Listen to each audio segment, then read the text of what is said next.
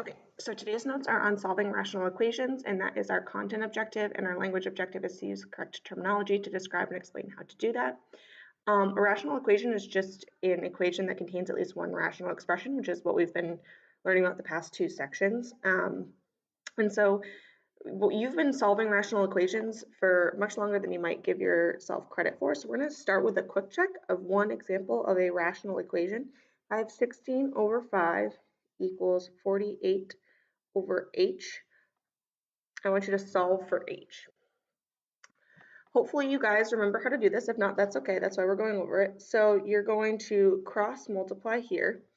So you end up with 16h equals 5 times 48, which is 240.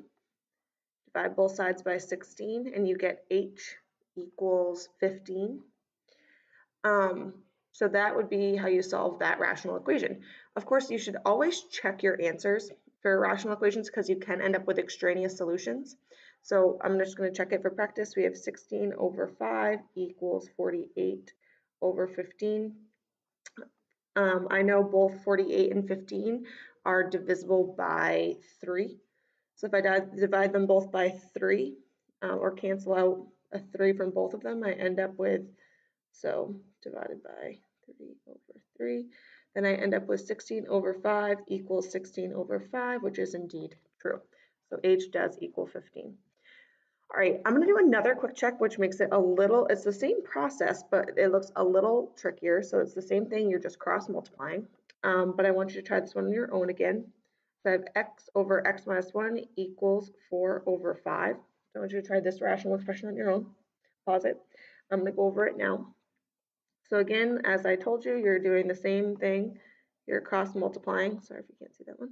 So I end up with 5x equals 4 times parentheses x minus 1. One thing that's important when you cross multiply, when you have an expression in your denominator like that, or a binomial in your denominator, you need to put it in parentheses. So then I'm going to continue simplifying. So I distribute my 4 and I get 4x minus 4. I'm going to subtract 4x from both sides and I get x equals negative 4. We should always check our answers. So I'm going to check over here. I have negative 4 over negative 4 minus 1 equals 4 over 5. So then I end up with, minus 1. Sorry. It ends up being negative 5, which is why I wrote that. My apologies. And negative 4 over 5 or negative 4 over negative 5, the negatives cancel. You end up with just 4 over 5 equals 4 over 5, which checks out. So x equals 4 is a solution to that rational expression. All right, so now let's get into something.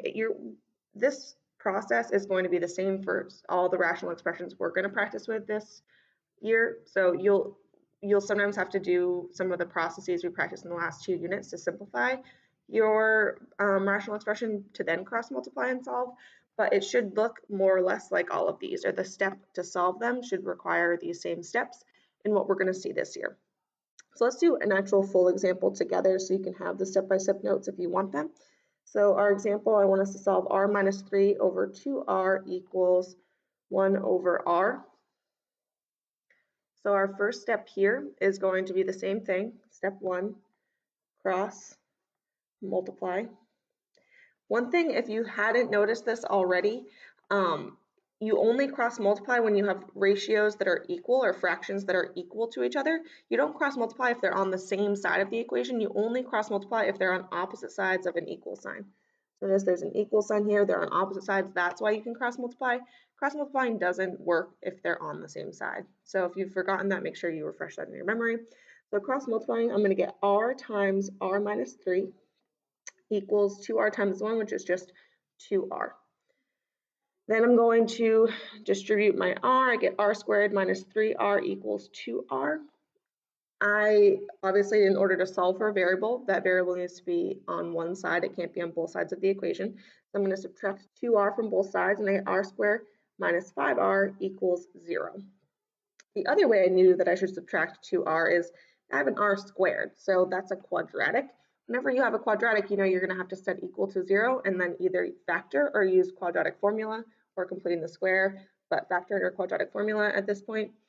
So step 2, get the variable on one side.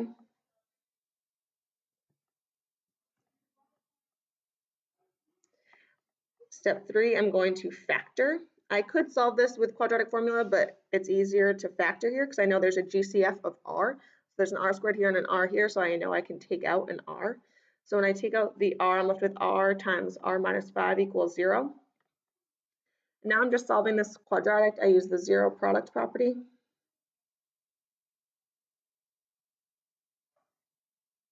And I get r equals 0 or r minus 5 equals 0, which means r equals 5. So these are my two possible solutions, r equals 0 and r equals 5. I always want to check my solutions, and hopefully you'll see why in a second. So when I check my solutions, when I plug in 0 for r, I get 0 minus 3 over 2 times 0 equals 1 over 0. And you can see in two places right now, I get a 0 in the denominator. So I know that that's never allowed. You're never allowed to get a 0 in the denominator. So r equals 0 is going to be extraneous. So r does not actually equal 0. That solution is no longer viable because we realized that it would give us 0 in the denominator, which is not allowed. So now I'm going to try 5 and see if that one works. So I have 5 minus 3 over 2 times 5 equals 1 over 5. 5 minus 3 is 2. 2 times 5 is 10. So 2 over 10 equals 1 over 5. 2 over 10 simplifies to 1 over 5 equals 1 over 5. That checks out. So my only solution there is r equals 5. Hopefully this is making some sense to you. I'm going to give you another quick check to see if you can follow along with what we're doing. So I'm going to flip the page. Also, make sure you send me an email telling me you're listening. This is our last set of notes, so make sure you're listening and send me that email. Send me the email. I'm going to start the next, or write the next quick check down. So you have 3r minus 4 over r squared equals 1 over 2. Try that one on your own. I'm going to go over it now. So pause it, try it, I'm going to go over it.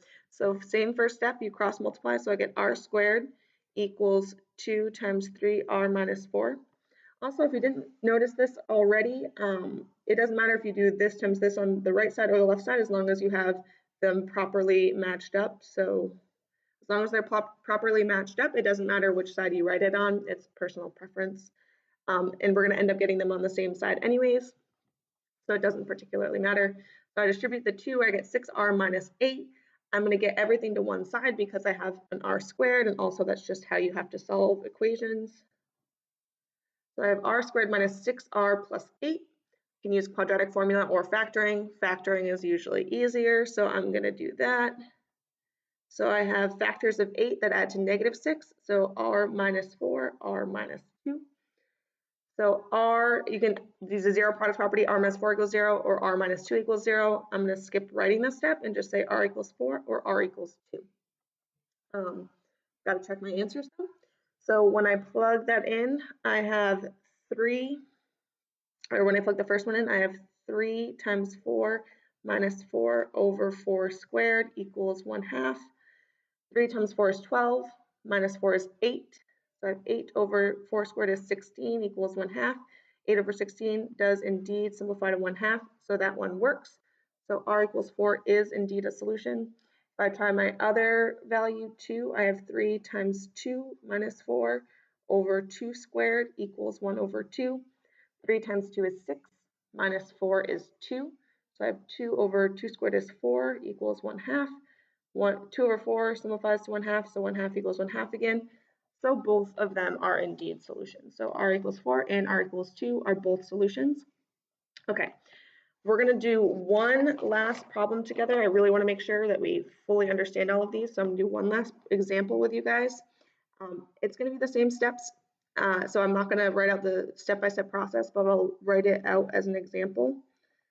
You don't have to try it on your own first. So we're going to have 1 over x minus 1 equals x plus 4 over 2x minus 2. Right? Same steps. So we're going to cross multiply. So I have 1 times 2x minus 2. 1 times anything is the other thing, so I'm just going to write 2x minus 2. If you want to write the 1 in front and then distribute it, you can do that as well.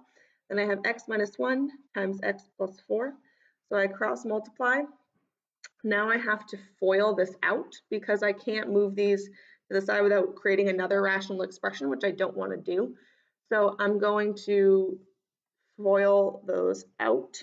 So I have 2x minus 2 equals x squared minus x plus 4x minus 4. And if I simplify that, I get 2x minus 2 equals x squared plus 3x minus 4.